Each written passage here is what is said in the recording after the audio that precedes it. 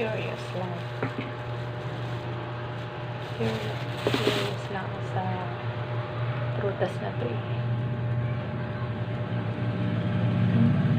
Sa buong buhay ko, ngayon pa lang ako makakatikim ng ganitong prutas. Lumabas kasi kami ni Arme. Anak ko. Tapos, nalakad-lakad kami. Diyan sa may chapel, sa unahan.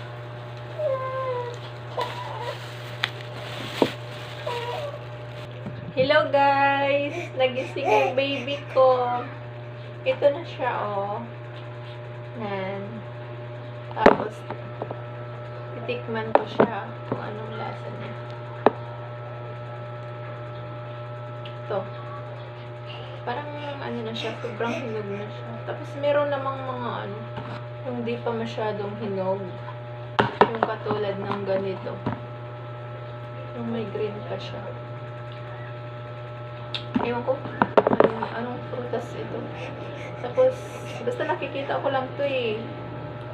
Tapos parang sarap-sarap ng kain nila kaya tinry kong bumili para matikman ko din siya. Tapos ang pangalan daw nito, ano? Kamachili. Kamachili? Ito. Tama ba ako kamachili? Tapos ngayon, meron siyang buto. Ayun, maliit.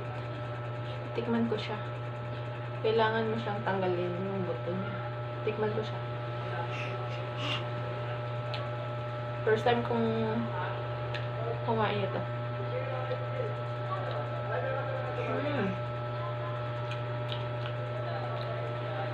Parang unang lasa ko para siyang ipil-ipil. May lasa siyang ipil-ipil. Pero matamis.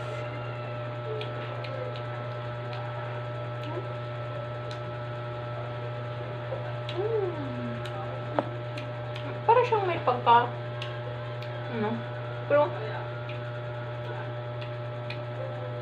pero pag masanay ka naman siguro nitong kainin to, masarap naman siguro. Iwan ko lang ha, para sa akin hindi ako nasarapan kasi ngayon ko lang pinatikman.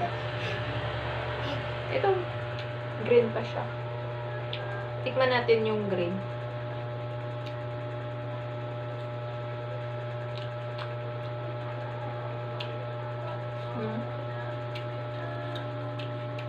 Parang tabang, parang wala siyang lasa.